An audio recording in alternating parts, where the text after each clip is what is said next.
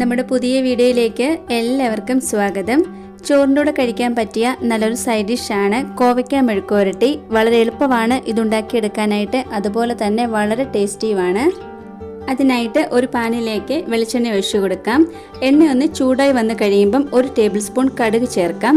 ഇതിൻ്റെ കൂടെ തന്നെ ചെറിയ ജീരകം കൂടെ ഒന്ന് ചേർത്ത് കൊടുക്കാം. ഇനി ചെറുതായി സ്ലൈസ് ചെയ്ത സവോള ചേർക്കാം. ഈ ഒരു സവോളയ്ക്ക് പകരം നിങ്ങളുടെ കയ്യിൽ കൊച്ചുള്ളി ഉണ്ടെങ്കിൽ അത് ചേർത്ത് കൊടുക്കാം. ഇത് ചെറുതായി ഒന്ന് വാടി വന്ന് കഴിയുമ്പം നമ്മൾ അരിഞ്ഞെടുത്ത കോവയ്ക്ക ചേർക്കാം. ഏത് ഷേപ്പിൽ വേണമെങ്കിലും ഇത് കട്ട് ചെയ്തെടുക്കാം. ഞാനിപ്പം ഇതുപോലെ നീളത്തിലാട്ടോ അരിഞ്ഞെടുത്തേക്കുന്നത്.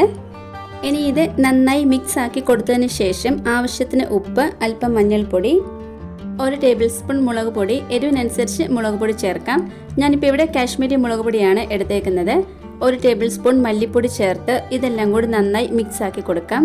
അല്പം കറിവേപ്പില ചേർത്ത് മൂടി വെച്ചൊന്ന് വേവിച്ചെടുക്കാം. ഒരു 4-5 മിനിറ്റ് കഴിഞ്ഞ് ഇതൊന്ന് തുറന്നു നോക്കാം. നമ്മുടെ കോവയ്ക്ക നന്നായിട്ട് വെന്ത് കിട്ടിയിട്ടുണ്ട്. ഇനി ഇത് നന്നായിട്ടൊന്ന് മിക്സ് ആക്കി കൊടുത്തതിന് ശേഷം നമ്മൾ സാധാരണ മെഴുക്കുവരട്ടിയൊക്കെ ഡ്രൈ ആക്കി എടുക്കുന്ന പോലെ തന്നെ ചെയ്താൽ മതി.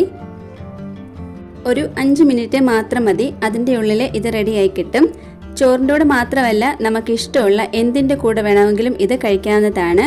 ഇതുപോലെ ഒരു കോവയ്ക്ക ഫ്രൈ ഉണ്ടാക്കി നോക്കിയിട്ടില്ലെങ്കിൽ തീർച്ചയായിട്ടും ഒന്ന് ട്രൈ ചെയ്ത് നോക്കണേ. ഇതുപോലെ ഈസി ആയിട്ടുള്ള ഒരുപാട് റെസിപ്പീസ് നമ്മുടെ ഈ ഒരു ചാനലിൽ അപ്ലോഡ് ചെയ്തിട്ടുണ്ട്. കാണാത്തവരുണ്ടെങ്കിൽ ഒന്ന് കണ്ട് സപ്പോർട്ട് ചെയ്യണേ. ഇന്നത്തെ നമ്മുടെ ഈ ഒരു സിമ്പിൾ റെസിപ്പി എല്ലാവർക്കും ഇഷ്ടമായി കാണുമെന്ന് വിചാരിക്കുന്നു. ഇഷ്ടമായിട്ടുണ്ടെങ്കിൽ ലൈക്കും കമൻറ്റും സബ്സ്ക്രൈബും ഒന്നും ചെയ്യാൻ മറന്നു പോരുതേ. അടുത്തൊരു വീഡിയോയിൽ കാണാം. താങ്ക്